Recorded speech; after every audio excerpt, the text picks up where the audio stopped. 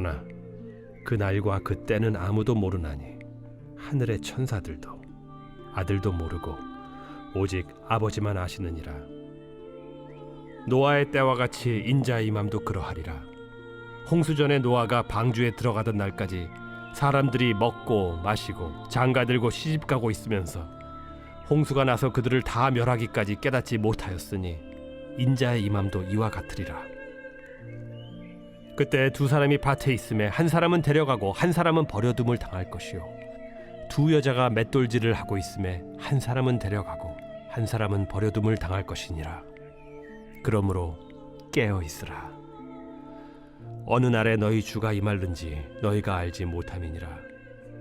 너희도 아는 바니 만일 집주인이 도둑이 어느 시각에 올 줄을 알았더라면 깨어 있어 그 집을 뚫지 못하게 하였으리라. 이러므로 너희도 준비하고 있으라. 생각하지 않은 때에 인자가 오리라. 충성되고 지혜 있는 종이 되어 주인에게 그 집 사람들을 맡아 때를 따라 양식을 나눠줄 자가 누구냐? 주인이 올 때 그 종이 이렇게 하는 것을 보면 그 종이 복이 있으리로다. 내가 진실로 너희에게 이르노니 주인이 그의 모든 소유를 그에게 맡기리라. 만일 그 악한 종이 마음에 생각하기를 주인이 더디오리라 하여 동료들을 때리며 술 친구들과 더불어 먹고 마시게 되면 생각하지 않은 날 알지 못하는 시각에 그 종의 주인이 이르러 엄히 때리고 외식하는 자가 받는 벌에 처하리니 거기서 슬피 울며 이를 갈리라. 우리 사랑하는 브릿지 가족 여러분, 그리고 오늘도 함께 말씀의 자리를 지켜나가시는 우리 소중한 성도 여러분, 우리 2026년 3월 21일 토요일 새벽 예배 말씀, 우리 마태복음 24장 36절에서 51절의 말씀을 중심으로 오늘도 깨어있는 삶을 살기 원합니다 라고 하는 제목하에 함께 말씀 감시 나누도록 하겠습니다. 오늘 우리가 다루게 될 본문은 굉장히 명확한 메시지를 전해주고 있는데요. 인자가 이 땅에 오실 때에 예상할 수 없는 시기에 오신다라는 겁니다. 따라서 그때와 그 시기는 하나님 아버지 외에는 아는 사람이 아무도 없기 때문에 예수님이 이 땅에 오실 그때를 준비하기 위한 깨어있는 삶을 살아야 된다라고 하는 내용이죠. 그렇다면 질문이 하나 생기게 되는데, 오늘 함께 말씀을 듣고 있는 여러분들 가운데 예수님이 이 땅에 재림의 주님으로 오신다는 것을 부정하는 분들은 아무도 안 계실 겁니다. 우리는 예수님의 재림을 믿습니다. 반드시 나를 영원한 아버지 집으로 인도하기 위해 이 땅에 오십니다. 자, 그런데 오시기는 하시는데 그때는 사실 누구도 모릅니다. 그래서 오늘 말씀처럼 깨어 있어야 한다라는 것이죠. 자, 그렇다면 예수님의 재림을 믿고 기다리며 이 땅을 사는 사람들, 저와 여러분들은 늘 깨어 있어야 되는데 도대체 깨어 있다는 것이 무엇을 의미하는 것일까요? 자, 깨어 있는 삶을 오늘도 살아간다는 것은 구체적으로 어떤 삶을 말하는 것인지 두 가지만 한번 간단하게 생각해 보려고 합니다. 첫 번째는 예수님의 재림을 준비하며 깨어 있는 삶을 사는 것은 전적으로 하나님의 섭리를 믿고 살아가는 삶이다라는 겁니다. 오늘 본문 37절에서 39절의 말씀을 보면 노아의 때와 같이 인자의 임함도 그러하리라. 홍수전에 노아가 방주에 들어가던 날까지 사람들이 먹고 마시고 장가들고 시집가고 있으면서 홍수가 나서 그들을 다 멸하기까지 깨닫지 못하였으니 인자의 임함도 이와 같으리라. 하나님은 노아에게 전무후무한 홍수 심판을 예고하신 후에 방주를 지으라고 명령하셨습니다. 창세기 6장 14절부터 21절까지의 내용을 가만히 들여다보면 방주를 어떻게 지어야 되는지에 대한 내용으로 가득 차 있습니다. 비록 8절밖에 되지 않는 굉장히 짧은 분량이지만 노아는 상상조차 할 수 없는 엄청난 크기의 방주를 짓게 됐지요. 자기가 원하는 대로 지은 것이 아니었습니다. 창세기 6장 22절에 보니까 노아가 그와 같이 하여 하나님이 자기에게 명하신 대로 다 준행하였더라 이렇게 기록합니다. 그러니까 노아는 철저히 하나님이 가르쳐 주시는 바로 그 청사진 그대로 말씀대로 방주를 짓게 됩니다. 그런데 여러분, 오늘 말씀을 준비하면서 한 가지 궁금한 것은 혹시 크루즈 여행을 다녀오신 분들은 아마 아시겠지만 또 배를 잘 타시는 분들은 아시겠지만 그 엄청난 크기의 배를 움직이고 때에 따라 방향을 조정하려고 하면 그 배를 움직이는 키가 있어야 되는 겁니다. 만약에 그 키가 없으면 배는 자연스럽게 방향을 잃고 불어오는 바람에 따라 부딪히는 파도에 휩쓸려서 살아갈 수밖에 없는 거죠. 다시 말씀드리면 배의 키가 없으면 내가 원하는 곳으로 갈 수 없다는 겁니다. 그렇지 않습니까? 나는 이쪽으로 가고 싶은데 자꾸 반대쪽으로 나와는 상관없이 내 능력과 의지와는 정반대로 움직인다라고 하면 그 자체가 불안이고 공포입니다. 답답함입니다. 내가 어디로 가는지 모르는 것 자체가 두려움 아니겠습니까? 자, 그런데 창조과학자들에 따르면 노아가 하나님 말씀대로 준행하여 지은 방주는 일반 배와는 달리 두 가지가 없다고 하지요.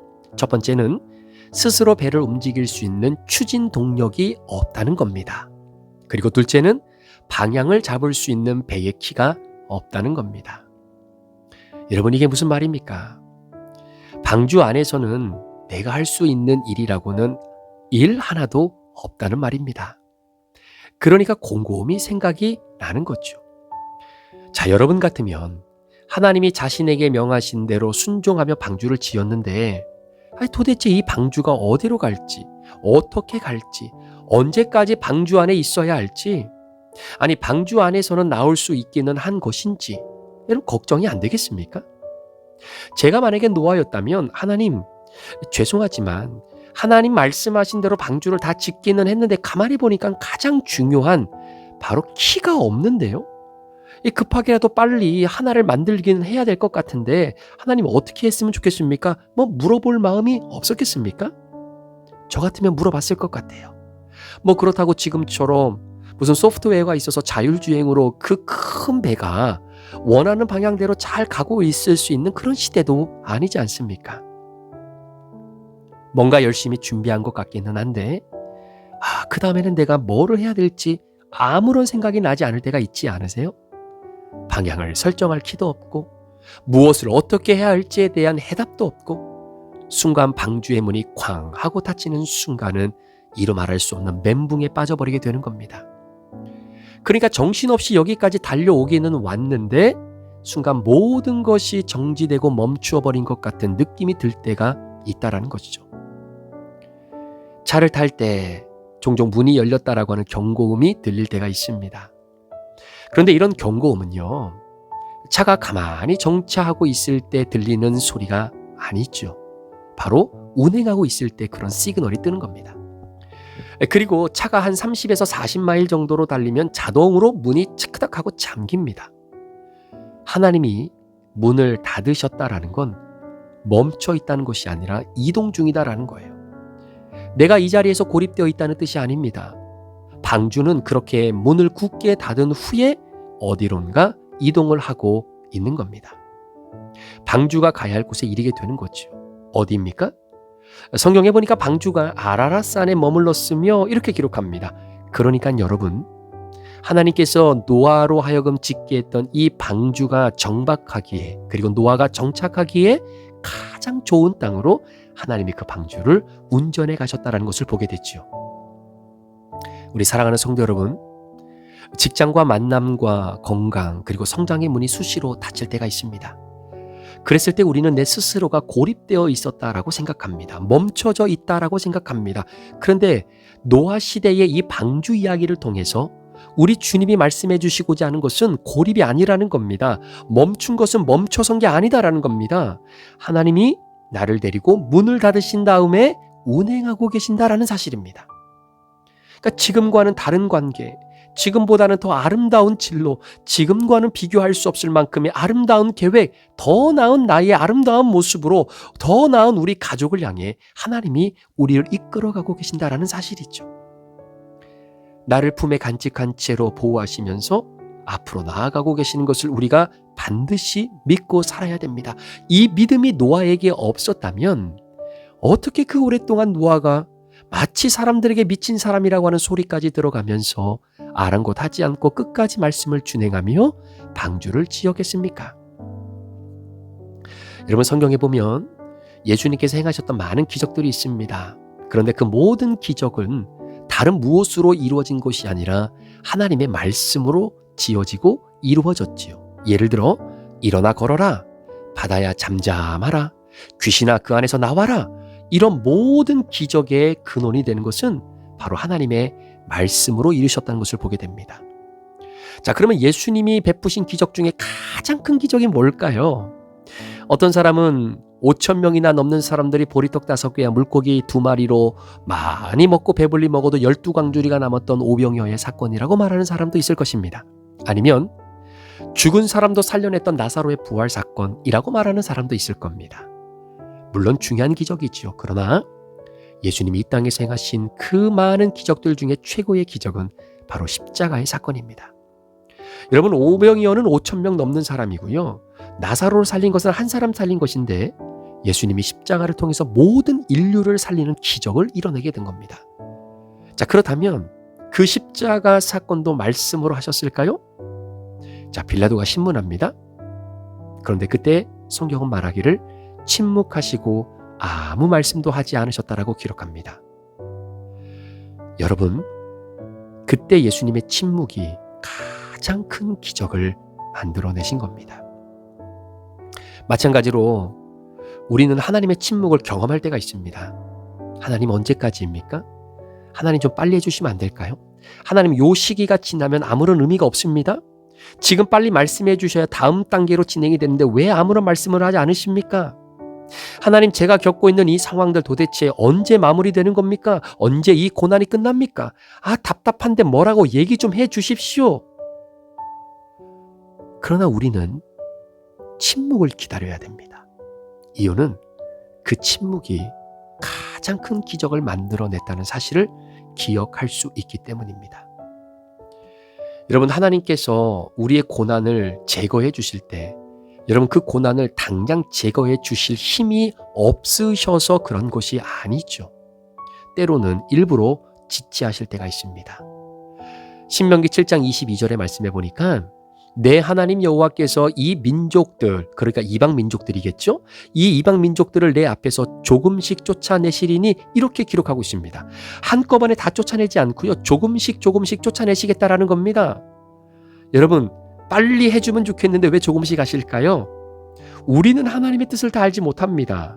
그러나 조금씩 이방 민족들을 쫓아내시는 이유를 바로 예수님께서, 하나님께서 신명기 7장 22절 뒷부분에 이렇게 말씀을 하십니다. 너는 그들을 급하게 멸하지 말라. 이유가 뭐냐면 들짐승이 번성하여 너를 해할까 하노라 라는 말씀입니다. 우리 하나님이 저와 여러분의 인생에 개입하셔서 속도 조절하고 계신다라는 겁니다. 여러분, 사람들이 사라지면요, 그 자리에 들짐승들이 많아져서 이스라엘이 살아야 할 땅을 황폐하게 만들까 봐 우리 하나님이 속도 조절하면서 조금씩 하시겠다는 겁니다. 이게 무슨 의미냐면요, 하나님이 이스라엘 백성들에게 가장 좋은 때에 가장 좋은 것으로 주시겠다는 겁니다. 가장 좋은 때에 이루어 주실 것이니까 가장 좋은 그때는 하나님께 맡기고 지금은 어떻게 하라고요? 하나님께 집중하라는 겁니다. 그때를 뒤로 미루셨다는 것은 그것만 바라보지 말고 지금은 네가 하나님을 바라봐야 된다라는 겁니다.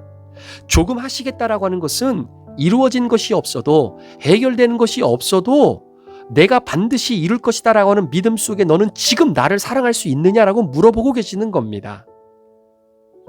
당장 이루어지지 않아도 하나님 말씀대로 살고 하나님을 사랑하는 복이 더 크니까 그 복을 먼저 누리라는 겁니다. 그러니까 이런 거죠. 노아야, 기억해. 방주 안에는 키가 없어. 방주 안에 들어온 이상 너는 네 스스로 할 수 있는 것이 아무것도 없어. 그걸 인정해. 그러니까 나만 의지해. 나만 바라봐.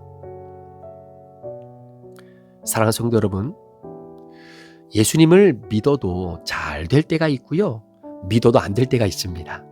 그런데 예수님을 믿지 않는 사람인데도 잘 될 때가 있고 안 될 때가 있습니다.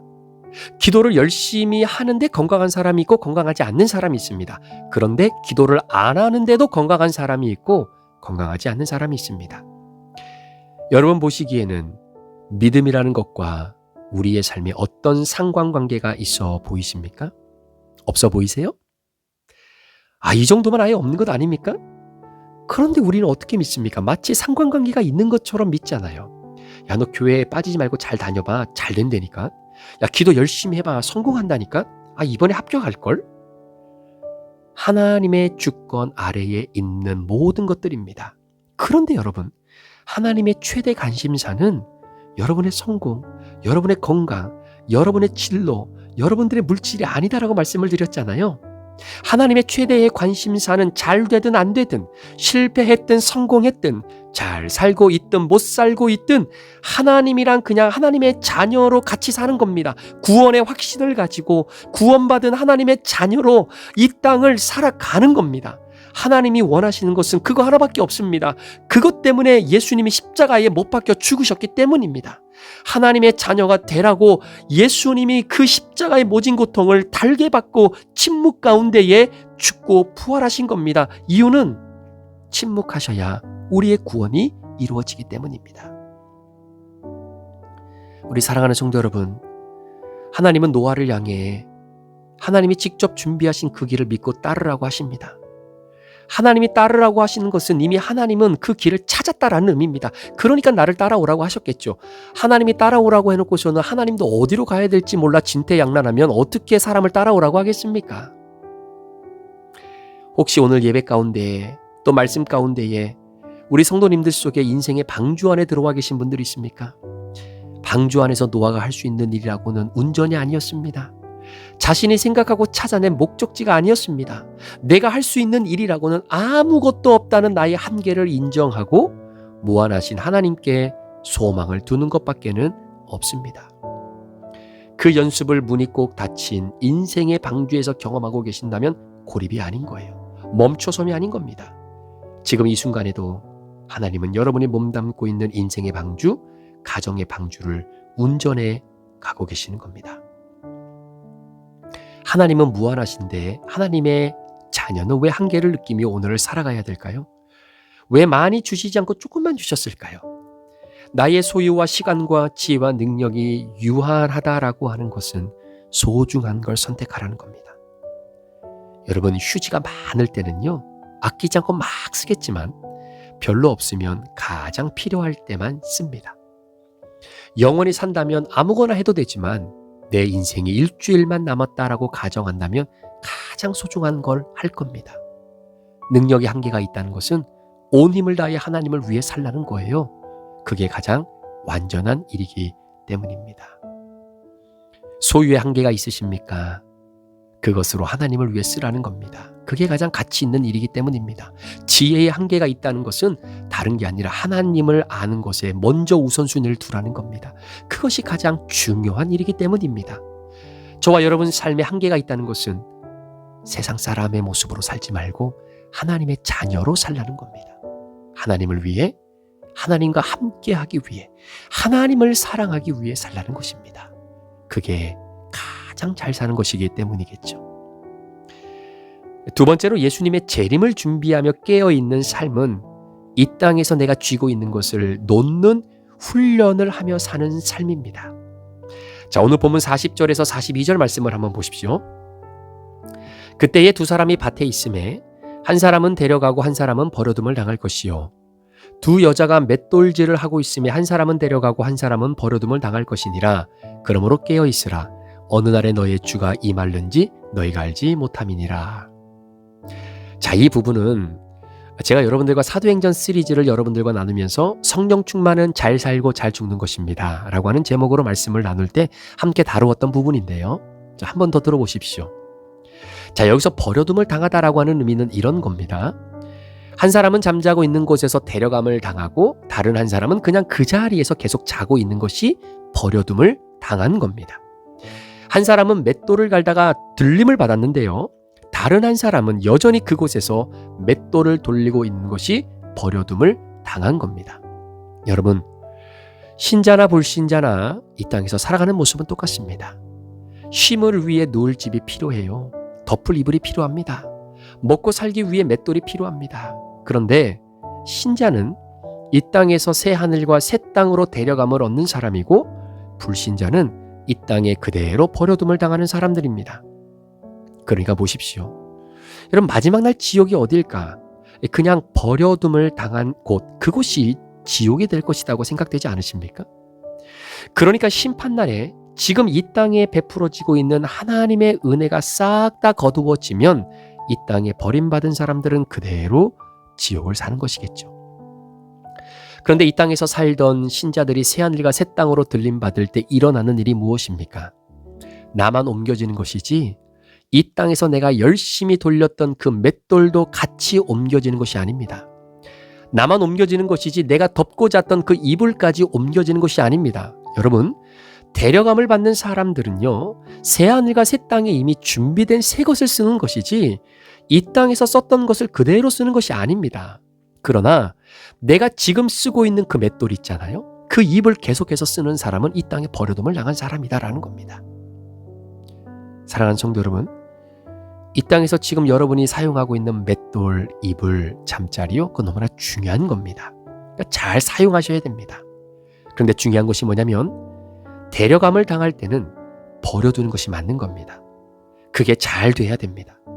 하나님이 주신 것들요, 이 세상에서 아끼면서 잘 쓰셔야 합니다.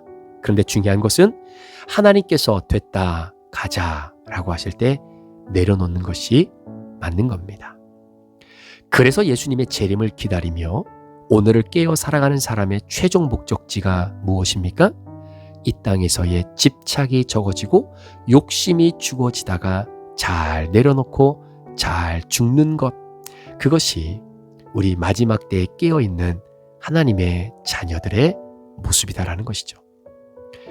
그래서 저를 포함해 우리 모든 성도님들이 성령의 능력으로 깨어있는 그런 인생을 살아갔으면 좋겠습니다.